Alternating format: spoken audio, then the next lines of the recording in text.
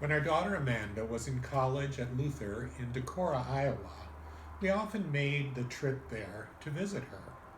On our way, we drove through southeastern Minnesota, and I remember one of the towns particularly, Harmony.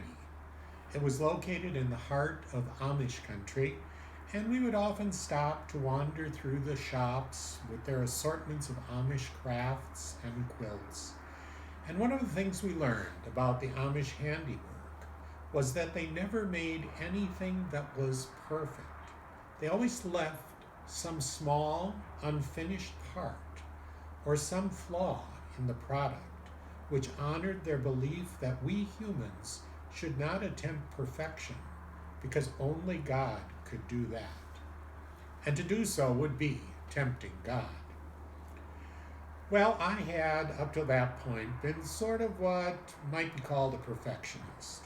Whatever I did, I wanted it to be perfect in its final result. No loose ends, no unpainted spot, everything exactly as it should be in my mind. And that's the way it was supposed to be.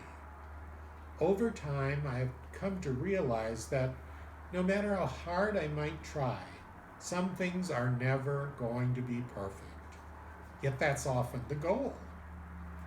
The old adage, if you're going to do anything, do it well, rings loudly in most of our ears, spoken by some wise old grandfather, a teacher, or perhaps even a pastor. So we are left with a certain amount of striving for that elusive perfection, which can lead to a great deal of frustration.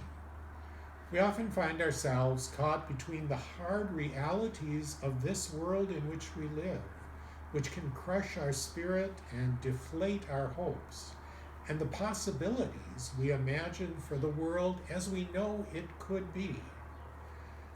That is where we find ourselves today, living between what seems to be two very different worlds, in this gap between what is and what could be.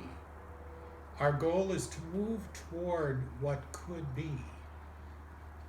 But to keep ourselves on the right track, we need to measure our progress in a realistic and healthy way.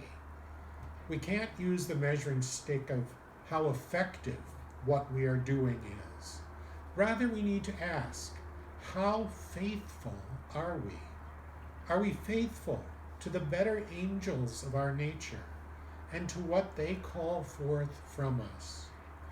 The Quaker author, Parker Palmer, called this place we find ourselves in the gap, the tragic gap. We recognize that no matter what we do, we can never completely solve the problem. In all our actions, there is always a space left incomplete, imperfect, which God alone can fill. May we always welcome God into that gap in our lives.